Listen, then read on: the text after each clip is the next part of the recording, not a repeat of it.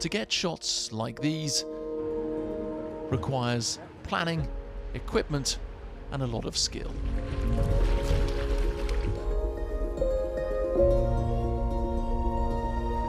So, how's it all been done?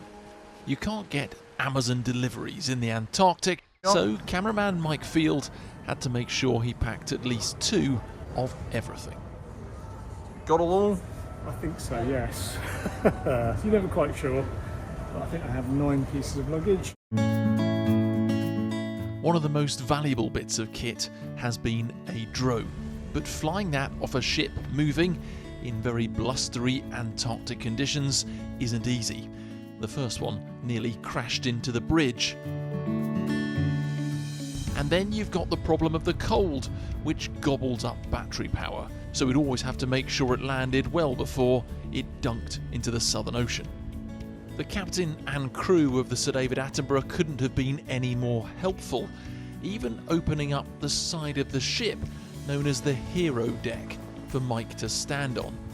Some of the quirkiest shots came from a camera on a stick. Don't drop it. Oh, don't say things like that. It's a GoPro 360. It's got 2 fisheye lenses on each side and then magically stitches the images together. It's pretty cool. It's pretty cool. It's slightly odd when you get it stretched to that much, but... Don't be fooled by the t-shirt. Dave is from the Falklands. It is freezing, but opening these sides allowed some really unusual shots. Bit fresh out there, Mike? I can feel my fingers numbing already, not to mention my ear and half my face. But it's worth it. It's cracking, that is. Oh, that is just... Press record. It was handy too when fishing for shots of Drake's Passage and the huge waves we were worried we'd encounter.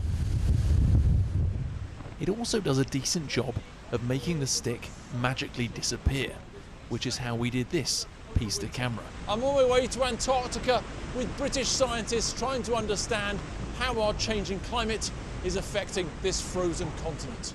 To get up there though took some work and the help of Bosun Dave. Thank you very much. Okay. Climbing up the foremast whilst clipped on and wearing a harness, I then battled the wind and tried to deliver my lines. That diagonal black line you can see poking out the front is the camera. Coming up for a boat trip. It's going to be cold. What's your hand warmer system, Mike? Gloves you cannot wear. Gloves like yours, Martin. I cannot operate the camera in those. Absolutely pointless. So fine gloves. So you can touch and feel all the stuff on the lens, know which bit you're adjusting. However, it's brutally cold, the wind's there, so the only way of getting these remotely warm are double hand warmers there. Yes. Followed by extra heat packs in there, extra heat packs down the back just there, and curiously a pocket filled with, well, I can get to it. This is never going to work if my hands are cold. I think I can guess what it is. Extra heat packs. There you go. There's been lots to contend with. The wind, the cold, Careful on the ice, Mike. and of course, What could possibly go wrong? the dark. Using his 30 years of experience, a whole heap of skill, and a Sony FX9 with everything flat out, including plenty of gain packed in, it's amazing the pictures Mike was able to get. Especially of the sunrises. The colours, something else. But because there were so few windows of good weather and good light, on one day we had to divide and conquer. Mike got these amazing shots of seals from on a small boat, Are you rolling? whilst I headed up the mountain to have a closer look at glaciers. It's just me going with the field guys today, so I had to put up with filming on the phone. I hope I can show you just how amazing this place is. The last time ITV News broadcast live from Antarctica was 18 years ago. You can feel, there we are, I mean There we are, that gives you an idea. Then there were 2 camera operators, an engineer, and a satellite system that had to be individually shipped down. This time, it's just Mike using Starlink.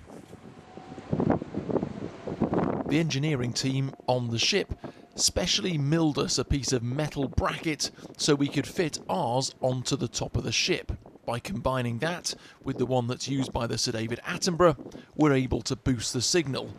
The only problem is, as it flicks from one satellite to the other, you can get a bit of downtime. Is it? Do you? AirPods. Like this? So, for live broadcasts, I've had to wear an AirPod in my ear We don't know where the sound is coming from. It's a miracle. using WhatsApp phone calls because, amazingly, that was the most resilient thing. It's been an amazing privilege to try and convey the beauty of this wilderness onto screen, and Mike has done an incredible job, especially when you bear in mind, compared to wildlife documentary makers who may have months, often in news we just have minutes. Yes! And yet we've managed to get some incredible shots of all sorts of wildlife, from those whales waving us by, to the seals relaxing on ice and then scuttling back into the water, not to mention the penguins that everybody loves. I just hope that you've enjoyed watching them as much as we've enjoyed filming them.